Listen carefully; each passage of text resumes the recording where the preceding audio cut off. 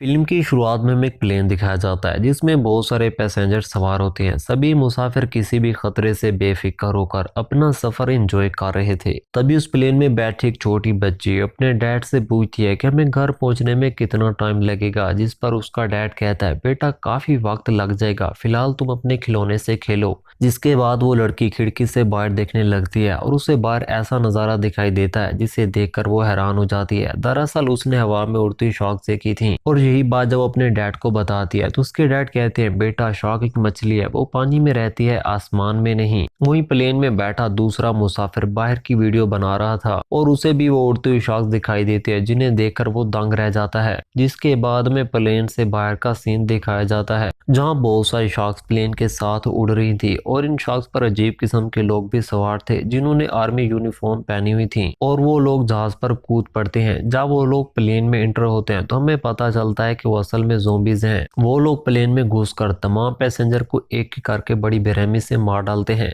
वो शार्क्स भी बिल्कुल उन्हीं की तरह खूंखार थी, वो प्लेन को बुरी तरह से डैमेज कर देती हैं। अब ये सीन यहीं पर काट हो जाता है। जिसके बाद हमें न्यूयॉर्क शहर दिखाया जाता है जिसमें हम एक प्राइवेट कंपनी को देखते हैं जो अमेरिकन आर्मी के लिए वेपन वगैरह बनाती थी। इस कंपनी के मालिक का नाम रेक्टर था। जिसके बाद प्रोफेसर रेक्टर अपनी छोटी बेटी के साथ उस प्लेन क्रैश की वीडियो देख रहा होता है और ये वही वीडियो होती है जो प्लेन में उस पैसेंजर ने अपने कैमरे से रिकॉर्ड की थी, जिसमें उन्हें पता चलता है कि एक बहुत बड़ी पावर वापस दुनिया में आना चाहती है। जिसके बाद सीन काट होता है और हमें प्रोफेसर रेक्टर की छोटी बेटी डियाब्ला दिखाई जाती है जो अंटार्कटिका में एक रिसर्च मिशन पर आई हुई थी, क्योंकि रेक्टर की टीम को अंटार्कटिका में एक बहुत पुराने वारशिप का सिग्नल मिला था और उसकी जानकारी लेने के लिए रेक्टर ने अपनी छोटी बेटी को टीम के साथ भेजा था। कंपनी की रिसर्च के मुताबिक वो शिप सेकेंड वर्ल्ड वार में नाजी आर्मी ने इस्तेमाल किया था। जैसे ही डियाब्ला उस शिप में एंटर होती है कुछ ज़ोंबी सोल्जर उस पर अटैक कर देते हैं, मगर डियाब्ला उनको बड़ी आसानी से मार देती है। और जैसे ही डियाब्ला आगे बढ़ती है उसे बहुत सारे डेड सोल्जर मिलते हैं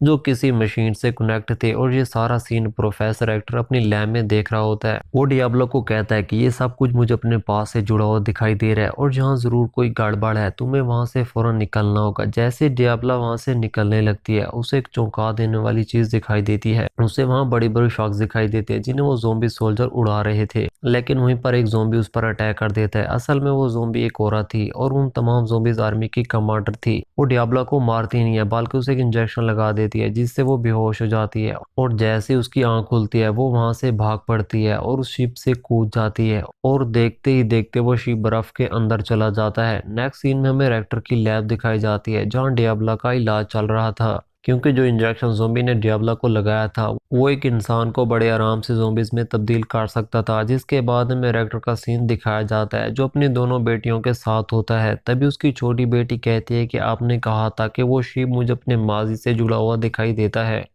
लेकिन आपने हमें आज तक अपने माजी के बारे में कभी भी कुछ भी नहीं बताया, तो आज बता ही दीजिए कि क्या हुआ था। जिस पर प्रोफेसर रेक्टर से बताते हैं कि ये बात 1942 की है जब ब्रिटिश आर्मी नाजी आर्मी को धूल चटा रही थी। जिसके बाद हिटलर ने बदला लेने के लिए अपने आर्मी चीफ को ऑर्डर दिया कि वो प्रोफेसर रेक्टर को कहे कि वो कोई ऐसी सीक्रेट सीरम बनाए जिससे हमारी आर्मी बगैर थके बगैर रुके ग्रेटर जर्मनी के लिए लड़ती रहे। क्योंकि मैं उस वक्त नाजी आर्मी का साइंटिस्ट था, मैंने दिन रात मेहनत करके वो सीरम बना ली, लेकिन उस वक्त हर तरफ जंग थी, मैं उस सीरम का एंटीडोट नहीं बना सका, यानी कि ऐसी वैक्सीन जो सीरम के असर को खत्म कर सके ताकि सोल्जर दोबारा से नॉर्मल हो जाएं। सीरम के तैयार होते ही आर्मी चीफ उसको इस्तेमाल करने का ऑर्डर दे देते हैं, जिस पर रेक्टर उनको ऐसा करने से रोक देते हैं। उनको बताते हैं कि सीरम तो रेडी है लेकिन इसका एंटीडोट नहीं बना और जो भी इसे इस्तेमाल करेगा वो दोबारा नॉर्मल नहीं हो सकेगा। लेकिन आर्मी चीफ को इस बात से कोई गर्ज नहीं थी, उसे बस जंग जीतना थी और उसने सब कुछ जानते हुए भी इसका इस्तेमाल का ऑर्डर दे दिया। लेकिन जब मैंने आर्मी चीफ को मजीद फोर्स किया कि वो ये सीरम इस्तेमाल ना करे तो आर्मी चीफ ने मुझे गोली मार दी। खुद को मरता देखकर मैंने वो सीरम खुद को लगा ली। इधर ब्रिटिश आर्मी उन पर टूट पड़ी और उन सबको एक एक करके मार डालती है क्योंकि उन्होंने अभी तक वो सीरम इस्तेमाल नहीं की थी। आगे रेक्टर बताता है कि 1945 में हिटलर की मौत के बाद जर्मनी के हालात और भी खराब हो गए और मैं भागकर अमेरिका आ गया।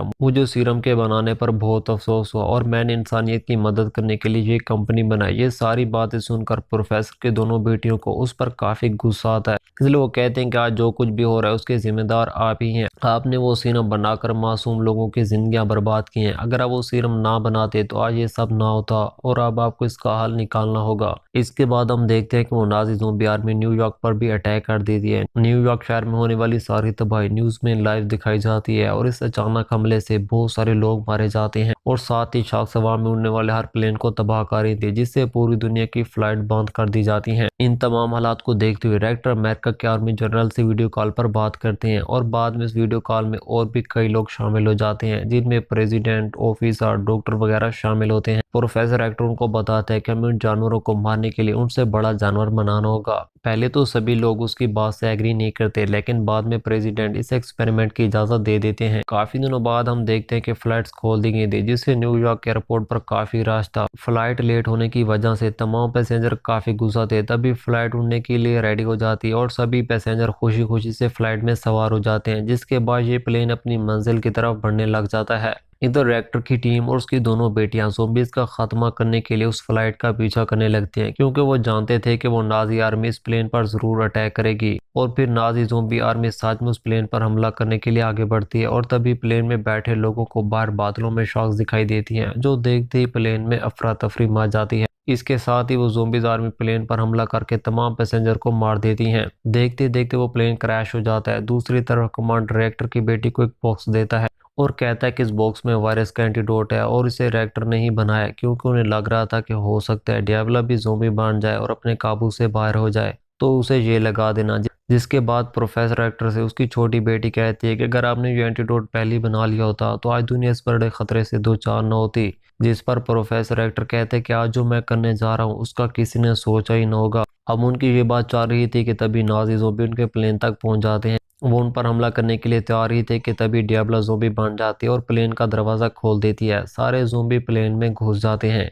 कमांडर्स उनका डट कर मुकाबला करते हैं, मगर डियाब्ला कमांडर के लीडर को गोली मार देती है। इसके बाद वो बाकी कमांडर से भी लड़ने लगती है। ये देखते हुए डियाब्ला की बड़ी सिस्टर उसे वो एंटीडोट लगा देती है। जिसके बाद हम बाहर का नज़ारा देखते हैं, जहाँ पर एक बहुत बड़ी शार्क उन तमाम ज़ोंबी शार्क्स को एक एक करके खा रही थी और इस शार्क को डॉक्टर एक्टर ने ही बनाया था और वो इसको कंट्रोल कर रहा था। प्लेन के अंदर बाकी बचे कमांडर तमाम ज़ोंबीज आर्मी को मार डालते हैं। डियाब्ला भी उस एंटीडोट की वजह से बिल्कुल ठीक हो गई थी और वो तमाम मरी हुई ज़ोंबी शार्क नीचे समंदर में गिरने लगती हैं। ये नज़ारा देखकर आर्मी जनरल बहुत खुश होता है। ये देखकर एक्टर भी बहुत खुश होता है कि उसने जो मिशन ज़ोंबीज के खिलाफ स्टार्ट किया था वो कामयाब हो गया था। इसके बाद हम दोबारा उस नाजी वारशिप को देखते हैं जो हमें मूवी की शुरुआत में दिखाया गया था। जहाज के अंदर पूरी नाजी ज़ोंबी आर्मी होती है, जिनमें उनकी कमांडर दुनिया को ख़त्म करने का ऑर्डर दे रही थी, जिससे ये बात साफ हो जाती है कि प्रोफेसर रेक्टर ने ज़ोंबीज और उन शार्क को मारकर इस जंग को जीता नहीं है, बल्कि उसने एक और नई जंग की शुरुआत की है, जिस जंग में दोनों तरफ राक्षस होंगे। और यहीं पर इस मूवी का एंड हो जाता है। अगर आपको वीडियो पसंद आती है तो प्लीज़ हमारे चैनल को सब्सक्राइब और वीडियो को लाइक ज़रूर कीजिएगा।